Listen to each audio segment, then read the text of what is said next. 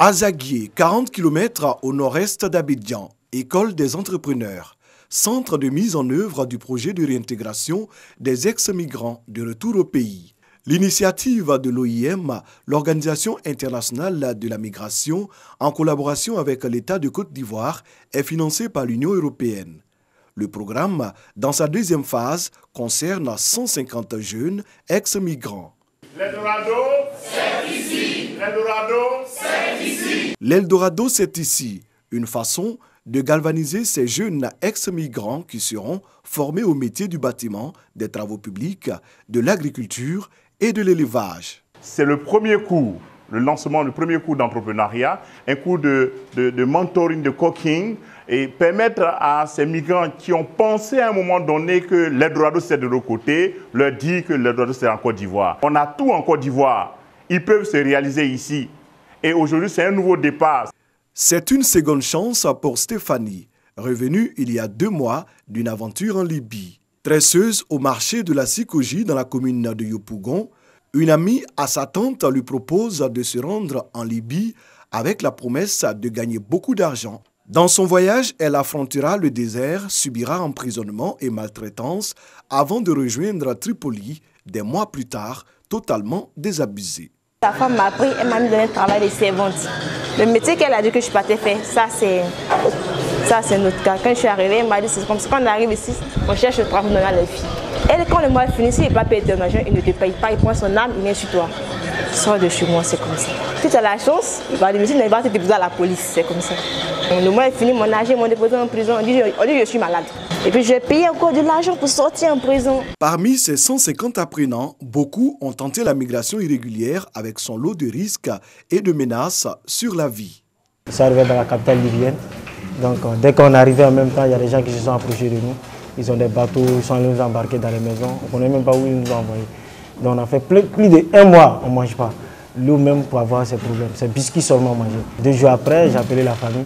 Ils nous ont expédié au moins 500 000 pour qu'ils puissent payer le bateau pour rentrer en Italie. Donc c'était un coup. Dans le premier bateau qu'on devrait monter dedans, la gendarmerie est venue nous attraper. Ces ex-migrants seront formés pendant 6 mois pour se trouver une voie. D'abord, la formation, on les finance. Ils sont équipés. À la fin, le projet a sorti des kits d'installation. Pour ceux qui sont de la pollution animale, ils ont des fermes. Ceux de la pollution végétale, ils ont des serres. Et ceux qui sont dans le bâtiment, ils ont des kits pour aller affronter le marché de l'emploi. Et je pense que je n'ai jamais vu ça nulle part ailleurs.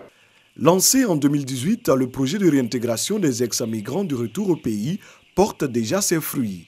Malgré son diplôme de délégué médical, Julien Kwame avait tenté l'aventure. J'ai choisi l'option animale. Nous sommes aguerris, nous maîtrisons de A jusqu'à Z, les poussins jusqu'à la commercialisation. Donc je suis tellement fier de mon retour depuis Algérie. De son côté, Malika et 11 autres ex-migrants se sont mis ensemble pour travailler la terre. Désormais bien formés, ils ont définitivement mis une croix sur l'aventure pour s'intéresser à l'agriculture. Aujourd'hui, ces ex-migrants voient les choses en grand. L'agriculture, ça nourrit son homme. Je vais donner un exemple. Quand tu investis dans banane, au-dessus de 600 000 par exemple, tu fais les dépenses de banane, tu peux te retrouver avec 3 millions. Au bout de 3 mois, on a fait 25 hectares de palmiers. Les 25 hectares déjà, ça nous va autour de 30 millions. À ce jour, 200 ex-migrants sont pris en compte dans ce programme qui vise à freiner la migration irrégulière, mais surtout à donner des raisons aux ex-migrants de ne plus reprendre la route de l'aventure. Dès mes débuts, moi je pleurais quand je venais comme un enfant. Parce que ma propre famille, mes amis, c'est comme une moquerie quoi.